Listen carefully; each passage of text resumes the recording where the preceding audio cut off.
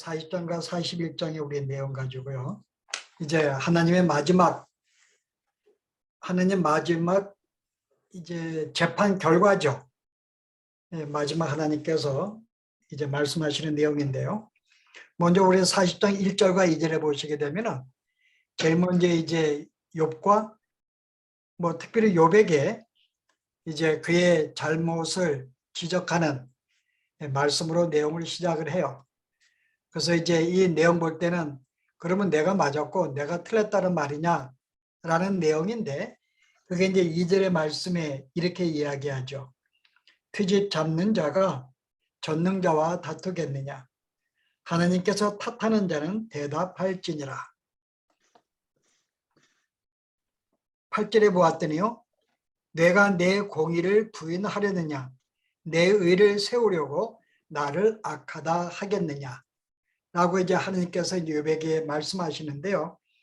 이제 2절 말씀에 변박하는 자가 감히 인간의 전능자와 다투겠느냐 라고 시작을 하고요. 8절은요, 감히 네가 나의 정의를 네가 이렇게 무시하고 너 스스로 의롭다고 지금 평가하고 있느냐 라고 이야기를 하면서요, 이제 하나님의 말씀이 뭐죠? 두 짐승을 소개를 해요. 하나는 베헤멧이고 하나는 리오야든이라는 두 짐승을 소개합니다. 근데 이 짐승이 누구인가에 대해서는 우리가 지금 오늘날 많은 신학자들이 연구하지만은 특별히 어떤 짐승인지는 발견하지 못했어요. 그래서 먼저 이 베헤멧은 땅을 대표하는 땅의 왕으로 소개하고, 리오야다는 바다를 대표하는 바다의 왕으로 소개합니다. 오늘 마지막 절에 바다의 왕이니라 그러거든요. 그래서 이 하나는 육지의 왕이고 하나는 동물의 왕을 소개해요. 그런데 이들이 누군지는 우리가 내용 볼 때에는 몇 가지를 유추할 수가 있는데요. 어떤 자들은 이 육의 왕, 하마를 보기도 하고, 어떤 사람은 코끼리를 보기도 하고, 어떤 사람은 또 악으로 보기도 해요. 그 다음에 리오야다는 우리가 보편적으로 악을 보기도 하고 또 용으로 이렇게 보기도 합니다. 그러나 저는 오늘 이것이 정확하게 어떤 동물인가를 규정하고 싶진 않아요. 왜냐하면 우리가 이것 가지고는 어떤 동물인지 이해할 수 없고, 우리 이들을 예를 들어서 말씀하시는 그 하나님의 내용의 핵심을 우리가 보기를 원하기 때문에요. 자, 그런 점에서 우리가 먼저 하나님의 이야기를 논하기 위해서 이 동물들의 먼저 특성을 조금 보면 좋을 것 같습니다. 이 동물들이 어떠한 동물들인지. 첫 번째는요, 바다와 육지에 온 이 땅의 왕들입니다. 땅의 왕인데요, 모든 짐승 중에 으뜸이고 용감하고 아주 무쌍한 그런 동물입니다. 자, 이 동물은 어느 누구도 컨트롤할 수가 없어요. 게다가 인간도 이 동물은 어떻게 하지를 못하는 동물이라고 소개합니다. 자, 그 내용은 우리가 40장 24절 보실래요? 어떻게 소개하는지. 그것이 눈을 뜨고 있을 때 누가 능히 잡을 수 있겠으며 갈고리로 그것의 코를 꿰일 수가 있겠느냐. 41절에 리오야된 누가 노끈으로 그 혀를 맬 수 있겠느냐. 너는 밧줄로 그 코를 꿰일 수 있겠는가. 갈고리로 그 아마귀를 깰 수 있겠는가. 자, 그리고 조금 말씀을 더 몇 군데 보면요, 13절과 14절 보실래요? 누가 그것의 겉가죽을 벗기겠으며 그것에게 재가를 물릴 수 있겠느냐. 14절에 누가 그것의 덕을 벌릴 수 있겠느냐. 그의 등근 이름은 힘이, 이틀은 힘이 두렵구나. 여기 지금 읽은 내용으로 볼 때는 이 두 짐승은 어떤 인간도 제어할 수 없는 그런 동물이고요, 여기에 대항할 자가 아무도 없습니다. 천하무적이죠. 게다가 마지막은요, 인간이 어떠한 무기를 가지고 공격한다 할지라도 이들의 어떤 이 껍데기는 찌를 수도 없고 상하게 만들 수가 없습니다. 인간의 창으로, 칼로, 투창으로, 화살로 아무리 공격해도요, 이것은 우리가 무찌를 수가 없어요. 41장 25절 보실래요? 그것이 일어나면 용사라도 두려워하며 달아나느니라. 칼이 그에게 꽂혀도 소용이 없고 창이나 투창이나 화살촉도 꽂히지 못하는구나. 그것이 쇠를 지푸라기 같이 녹슬 썩은 나무같이 여기니 화살이라도 그것을 물리치지 못하겠고 물맷돌도 그것에게는 겨같이 되는구나. 그 여기서 인간이 어떠한 무기를 가지고 이들을 공격한다 할지라도 도저히 쓰러뜨릴 수 없는 난공불락의 괴물로 두 동물을 소개합니다. 우리는 이 내용을 보면서요, 조금 의아한 생각이 들어요. 이 하나님의 마지막 변론은 하나님 변론이 아니고 최종 판결 아니에요. 이제 욥의 이야기 듣고 친구들의 이야기 듣고 모든 이야기를 듣고 하나님의 최종적으로 판결을 내리시는 판단에 우리는 보통 뭘 생각해요? 야, 욥이 네 말이 맞고 친구들 말이 틀렸다. 친구들의 이런 말이 틀렸고 욥의 이런 말이 맞고 뭐 욥에게도 너는 이런 말이 틀렸다. 이렇게 이야기하는 것이 마지막 우리가 하나님의 최종 판단인데 하나님은 누가 옳고 뭐 누가 그르고 그런 말씀 안 하십니다. 전혀 이들에 대한 언급이 없어요. 단순히 두 동물만 소개합니다. 바다의 베헤멧과 르위아단 두 동물을 소개하면서 이들은 어떤 인간도 깨트릴 수 없는, 이길 수 없는 두 왕을 이 두 동물을 소개해요. 자, 하나님이 이런 목적이 뭘까요? 아니, 최종적으로 판결하지 아니하고 단순히 두 짐승을 소개하는 것으로 그냥 끝나버립니다. 그래서 우리는 이 마지막의 결론이 이걸 어떻게 맺을지 권한의 문제 하나님이 말씀을 하시다든지 이 권한을 왜 주셨는지 뭐 한 가지라도 이야기해야 되는데 전혀 그런 말씀 없고 단순히 두 동물을 소개하면서 이는 인간들이 감당할 수 없어 라는 내용으로 끝내는 거예요. 그래서 우리가 이 내용을 살펴볼 때 하나님께서 왜 욥의 감히 네가 나의 의로운 네가 공의와 정의를 네가 공격하느냐 라고 하나님 말씀하시면서 이 동물을 예를 들었을까? 자, 이제 그 이유를 설명합니다. 자, 이 동물은 한 가지 참고할 것은 우리가 읽지 않았지만은 인간이 대적할 수 없는 동물임에도 불구하고 이들은 어떤 동물이에요? 하나님께서 정해 놓으신 범위 안에서 하나님의 컨트롤 안에서 움직이는 그 하나님께는 순종하는 동물들이에요. 인간은 그럴지 몰라도 하나님께는 순종하고 그 범위 안에서 움직이며 채식과 또는 육식을 묻는 동물들입니다. 그러니까 마지막에 이 하나님의 말씀 뭔가 하면은 아무리 난폭하고 너희가 상상할 수 없는 동물이라 할지라도 여전히 이 동물은 내가 만든 피조물 중에 하나이며 나의 섭리 안에서 나의 모든 창조 질서 안에서 거기에 순종하며 살고 있는 동물이야 라는 것을 말씀해 주세요. 자, 그래서 우리가 여기서 건져할 교훈은요. 자, 두 동물을 언급하신 이유 첫 번째요. 인간이 이들을 제어하거나 마음대로 할 수 없지만 하나님은 능히 통제하고 계신다는 것을 먼저 우리에게 말씀해 주십니다. 이 말은 지금 너에게 이르는 이 고난을 네가 해결할 수 있느냐? 네가 이해할 수 있느냐? 너는 못해. 마치 이 동물을 네가 전혀 건드릴 수 없는 나약한 존재인 것처럼 너는 이 모든 삶에 대해서 고난이 왜 생겼는지 어떻게 해결해야 될지 너는 아무것도 알지 못해 이 문제에 대해서. 그럼 너는 할 수 없지만은 나는 할 수 있다는 거죠. 네가 감당할 수 없는 동물도 이 모든 동물도 나의 창조 질서 안에서 순종하며 살고 나에게 컨트롤 되듯이 나는 이 문제를 모든 걸 해결할 수 있는 분이라는 것을 먼저 전제로 둡니다. 그 다음에요. 이 동물들이 하나님의 창조하신 그 본능대로 살아가듯이 하나님의 통치에 순종하며 살듯이 너도 일단 나를 신뢰하고 살아간다는 걸 암시해 줍니다. 이런 동물도 나에게 순종하듯이 너도 나의 이 통치 아래에서 너도 나를 신뢰하고 네가 순종해야 한다는 거죠. 나를 먼저 신뢰된다. 네가 나를 믿어야 한다고 이야기를 해요. 자, 두 번째는요. 한 가지 리오야단. 욥기 3장에 보시게 되면 리오야단은 뭐라고 이야기를 했어요? 그런 악한 어떤 존재로 소개합니다. 욥은 욥이 알고 있는 리오야다는 악한 존재였어요. 보실래요? 3장 8절에 보실래요? 욥이 이제 이야기를 하면서 이 리오야단을 소개하는데요. 3장 8절에 나를 저주하는 자들 곧 리오야단을 격동시키기에 익숙한 자들이 그 밤을 저주하였더라면, 여기 리오야단이 등장하죠. 그 실제 여기서 욥이 생각한 리오야단은 어떤 존재였는가요? 뭔가 어떤 이 악한 신화 세계에 나오는 어떤 악한 존재입니다. 그리고 또 성경의 여러 곳에서 리오야단은 악한 존재로 소개를 해요. 제가 여러분 쓸려보세요. 성경의 시편하고 이사야서가 두 개 소개했는데요. 참고해 보시고요. 그 실제 욥이나 다른 성경은 이 리오야단은 뭔가 악한 것을 행하는 어떤 그런 존재들. 근데 하나님은 이 존재를 뭐라고 소개해요?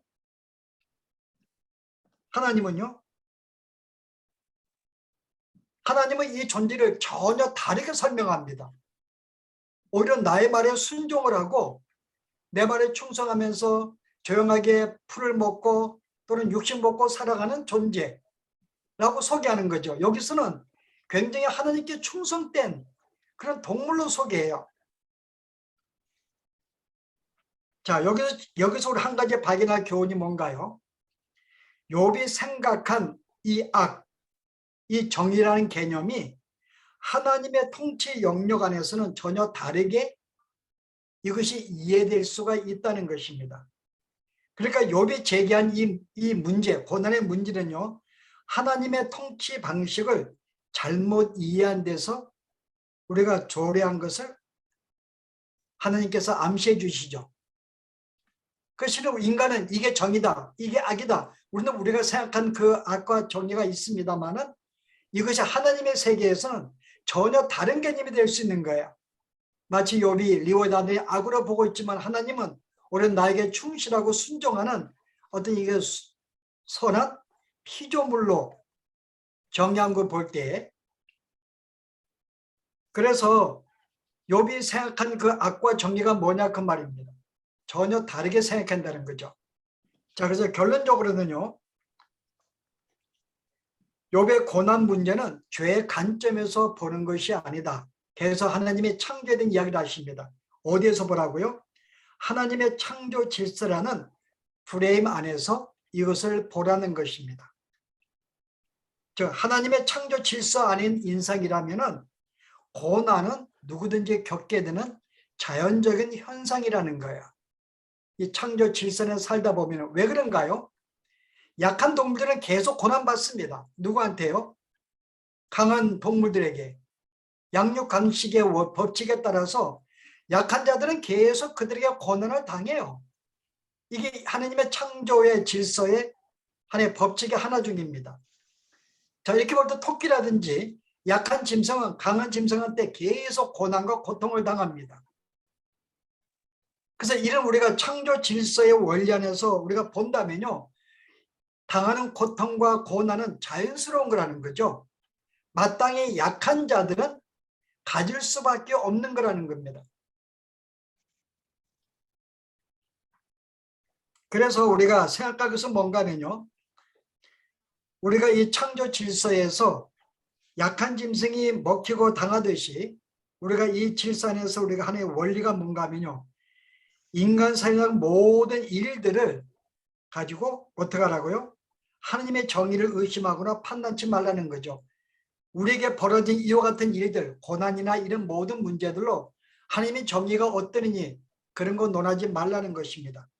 왜냐하면 이 죄라는 것은 자연 현상 중에 우리가 일어난 사건이고요. 또 하나는요, 인간의 죄로 말미암아 이 고난을 자처했어요. 인간을 말면 모든 피조물이 저주를 받았기 때문에 스스로 엉겅퀴를 내고 가시를 내고 우리에게 고통을 줍니다. 그 인간의 죄로 말미암아 이 땅이 우리에게 주는 모든 고통과 고난과 이런 모든 문제들은 우리의 죄값으로 우리가 겪게 되는 문제들이죠. 고난은 그 중에 하나라는 거예요. 우리가 꼭 죄를 당하는 게 아니라 자연 형상 속에 맞습니다. 우리가 토네로 만나든지 태풍을 만나든지 교통사고를 당하든지 우리가 병이 든다든지 자연적인 현상이라는 거죠.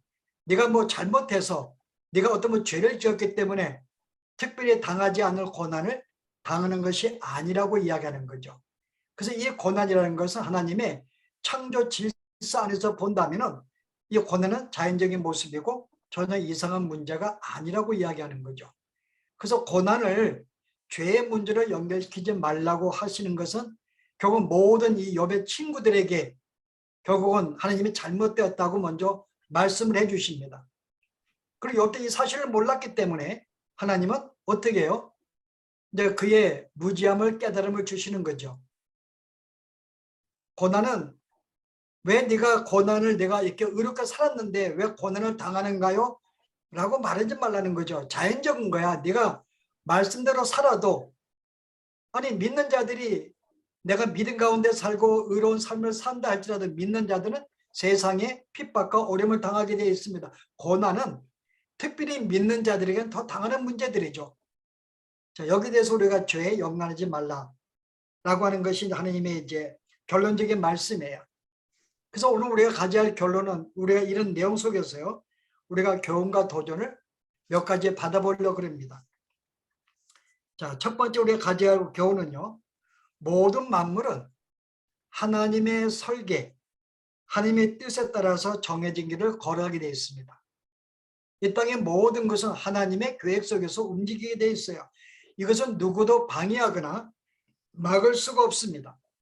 우리 인간의 모든 삶도요. 우리의 역할과 모든 기능도 하나님이 그렇게 만드신 그의 계획과 뜻 안에서 우리는 살아가게 됩니다. 예를 들어서 강한 뿔을 가진 산염소가 있잖아요. 굉장히 뿔이 강해요. 근데 이게 사자가 공격하면 그 뿔을 사용하지 않습니다. 자, 이 염소는, 이 산염소는 그 뿔을 어디에 사용해요? 자기 동족과 싸울 때 사용해요. 아니, 이 뿔을 가지고, 강한 뿔을 가지고, 아니, 소들도 뿔이 있잖아요. 이 뿔을 가지고 사용하면 되는데, 왜 강한데 공격을 하고 방어하는데 쓰지 아니하고 자기 동족을 해치는데 서로 싸우는데 이 뿔을 쓸까? 하나님이 그렇게 만드셨기 때문에요. 그래서 하나님이 이렇게 만들었기 때문에 그 어떤 이 부족한 점, 그런 약한 점을 특성을 가지고 살아가는 것은 이 자연의 법칙입니다. 우리의 신앙도 마찬가지죠. 우리가 연약한 건 하나님의 뜻 안에서 연약한 삶을 살고 있습니다. 특히 인간의 범죄로 말미암아 우리에게 닥치는 이 고난과 고통은 우리에게 주어진 일들이에요. 이것은 우리가 자연스러운 모습이고 우리가 피할 수 없는 모습들입니다.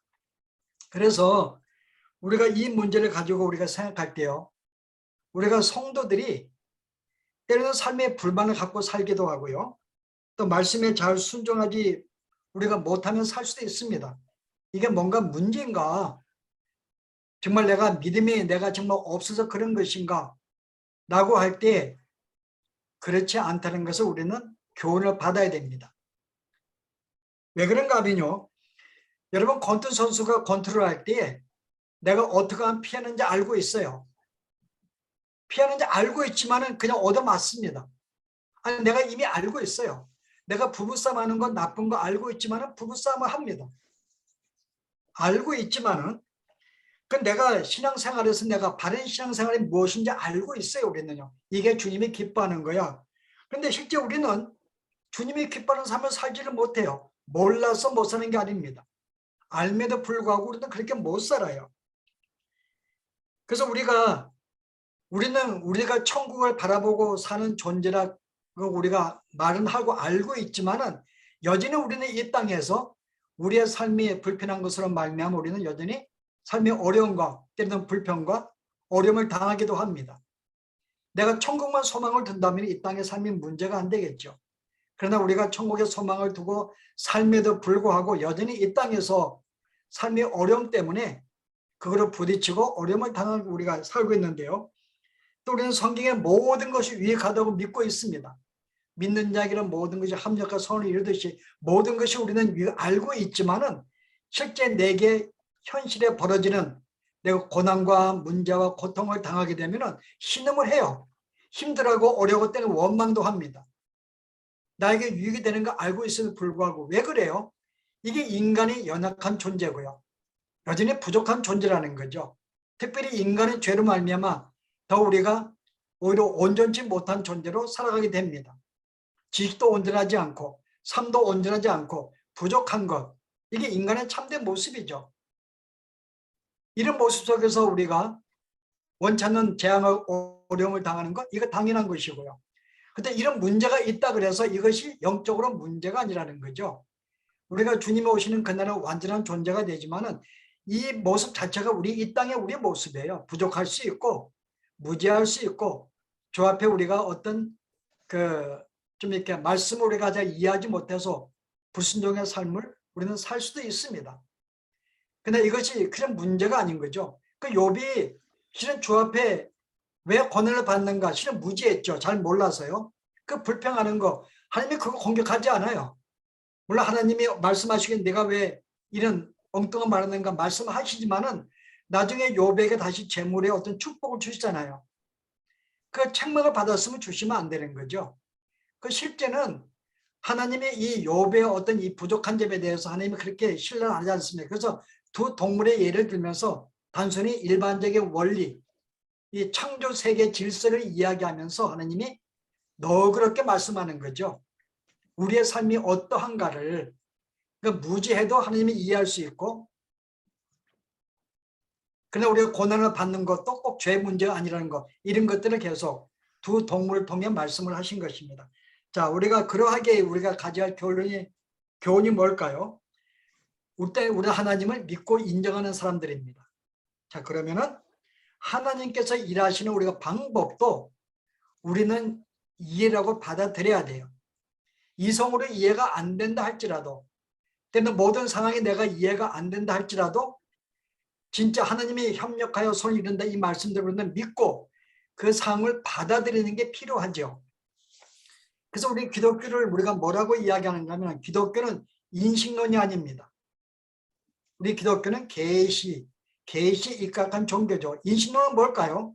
인식론은요, 내가 이 인식론에 근거한 신앙은 내가 이해가 되는 것은 맞고 이해가 안 되는 것은 틀린 것, 이렇게 생각을 해. 인식론은요, 내가 인간을 생각해 볼 때 내가 인간이 이해되는 범주 안에서만 모든 신앙생활을 이해하려는 이런 경향이 있습니다. 이게 인식론이에요. 그래서 욥이 바로 고난을 당하기 전에는 그가 가진 것은 인식론이었어요. 그는 인식론 안에서 나는 하나님을 믿기 때문에 이런 축복을 받아야 되고 내가 이런 삶을 살아야 되고 죄 안 지면 고난이 없어야 되고 자기가 어떤 생각한 이성 안에서의 생각에서 살아왔던 거죠. 그래서 어떤 이 제한적인 지식 안에서 자기가 세우는 기준 안에서 살아가는 것, 이게 인식론입니다. 그러나 기독교는 계시에 입각한 종교죠. 그래서 계시에 입각한 신앙은 뭘까요? 비록 내 생각에 이해가 되지 아니한다 할지라도 그것을 받아들이는 것이 바로 이게 인식론입니다. 아니, 이게 계시론인 거죠. 그래서 우리는 종종 우리가 이해 못하는 것이 있어요. 이게 인간의 제한된 우리가 이 어떤 존재인데 우리는 어떤 걸 이해하지 못합니다. 왜 이런 당하는지, 내가 분명히 옳게 삶에도 불구하고 왜 이래 당하는지, 내가 왜 부정한 삶을 살았음에도 불구하고 왜 내게 고통을 안 주는지, 이 모든 것도 우리는 온전히 이해할 수가 없어요. 그래서 우리는 한 가지는 하나님의 말씀을 믿고 그냥 순종하려고 애쓰는 그 삶이 하나 있습니다. 한 가지 우리가 참고로 우리가 알 것은요, 자, 계시에 입각한 신앙, 상황이 이해되지 않아도 주의 말씀이 믿고 받아들이는 것, 이게 신앙의 본질이라는 것. 그러므로 하나님의 성실하심을 기억하고요, 그를 내가 믿고서 어떠한 현실도 믿음으로 받고 인내하며 살 것이라는 거죠. 자, 그렇게 되면 우리는 어떤 고난과 고통 속에서도 어떻게 돼요? 실망하거나 원망하지 않게 됩니다. 믿음으로 살게 되지요. 한 가지 참고적으로 우리가 이 땅이 욥의 문제, 고난의 문제가 우리가 있는데요, 우리가 고난의 문제를 우리가 마무리하기 전에 성도가 당하는 고난의 문제에 대해서 우리가 어떻게 생각할 것인지 여러분 당연하게 생각을 하셔야 돼요. 일단 예수님께서도 우리에게 내가 지고 있는 십자가를 지라고 말씀하셨고, 우리 내가 어떤 이 자아를 부인하라 말씀하셨고, 여러 가지 나를 따르는 자는 환난과 핍박이 있을 것이라고 말씀했습니다. 그 예수님 믿는 길은 환난과 고난의 길이에요.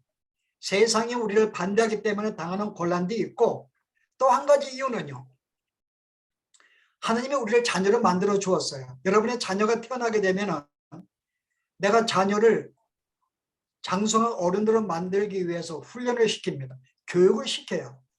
이 훈련과 교육 과정은 쉽지 않죠. 여러분이 이 갈라디아서 6장에 4장인가 보면 뭐가 나오죠? 내 자녀가 어렸을 때에는 내가 누구 밑에 붙여요? 내가 종의 글을 붙입니다. 그가 장성할 때까지 교육을 시키라고 맡겨요. 그때는 마치 이 종이 주인 같아요. 못하면 벌 받고 징계를 받고 종한테 그러겠죠.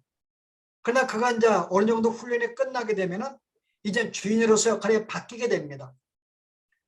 우리도 마찬가지죠. 하나님은 우리를 자녀로 삼으셨는데 우리가 장성한 하나님의 성도에 이르기까지 우리는 어떻게 해요? 마치 이 종에게 우리에게 우리를 맡긴 상태죠. 우리를 키우라고. 그래서 고난 속에 던져줘서 우리를 점점 아들로 만들어가는 것입니다. 이게 여기서 우리는 고난을 당할 수 있고 고통을 만날 수가 있는 거죠. 일단 우리가 아들 만들기를 볼 수 있는 거예요. 주님은 우리에게 뭐라 그래요? 그리스도의 장성한 분량에 이르라고 말씀합니다. 그리스도의 장성한 분량은 신앙의 어른이 되라는 말씀이죠. 신앙의 어른은 어떠한 상과 고난도 거기에 넘어지지 않습니다. 그거를 이해하려고 그러고 극복하려고 그러죠. 그래서 우리가 실제는 하나님이 우리에게 어떤 이 고난 속에 우리가 당하는 이 문제에 대해서는 우리가 하나님을 믿는 것으로 말미암아 악에게 당하는 고난도 있지만은 또 한편으로 하나님께서 우리를 자녀 만들기 위해서 어릴 때 이런 훈련 속에 넣어서 우리를 장성시키기 위한 그런 줄 알고 우리의 죄의 문제도 아니고 우리가 못해서의 문제가 아니라 오히려 하나님은 우리가 성숙한 자녀로 만들기 위한 주의 손길이라는 것, 우리가 이런 점에서 우리가 당하고 있는 고난의 문제 때는 우리가 살고 있는 이 문제들을 이해하면 좋겠다. 이렇게 말씀을 우리가 결론지어 봅니다. 은혜로 오신 주님 그렇습니다. 우리 이 땅에 살면서 우리의 이성적인 판단이 모든 것을 생각을 하고 내가 내 이해로 되지 아니할 때는 때로는 주님을 원망하기도 하고 주님을 내 뜻에 꺾으려고 하였지만 하나님, 우리 인간이 얼마나 무지하며 우리의 논리가 얼마나 참으로 어리석은지요. 하나님의 온 창조의 질서 아래서 감히 인간도 감당할 수 없는 이 두 짐승이 여전히 하나님의 창조 질서 안에서 순종하며 살아가듯이 모든 것이 하나님의 판단 속에 있는데 우리가 감히 이 모든 상을 이해하지 못하고 살아갔던 것 주여 공일이 여기시며 이제부터는 우리가 우리의 이성이 이해가 되지 않는다 할지라도 나에게 주신 말씀을 믿고 주님을 신뢰하며 어떤 상황에서도 이게 나를 위한 주의 손길인 줄 믿고 오히려 감사함으로 살 수 있는 저희들의 삶이 되도록 인도하여 주시기를 원합니다. 우리가 이 땅에 살면서 우리에게 주신 이 고난은 아버님 우리 피할 수 없는 것인 줄 알고 우리가 참으로 불의한 세상과 부딪힐 때 우리가 그들로 말미암아 우리가 고난도 있지만은 특별히 하나님을 저희들을 주의 성숙한 자녀로 만들기 위하여 여러 가지의 어떤 징계에 우리가 주의 회초리 안에 놓여있는 우리들처럼 그것이 우리의 삶인 줄 알고 어떠한 고난과 고통이 있다 할지라도 아버지 하나님 이를 통해 우리가 성숙한다는 그 귀한 소망과 참으로 생각 속에 이 모든 상황을 잘 극복하며 이겨나갈 수 있는 삶도 허락하여 주시기를 원합니다. 모든 것이 주의 뜻에 있음에 저희들의 주의 뜻을 이루어 주시고 어떤 상황이든 주의 계획과 섭리 가운데 이룬 줄 믿고 감사함으로 맞이하며 살 수 있도록 인도하여 주시옵소서. 예수 이름으로 기도합나이다. 아멘.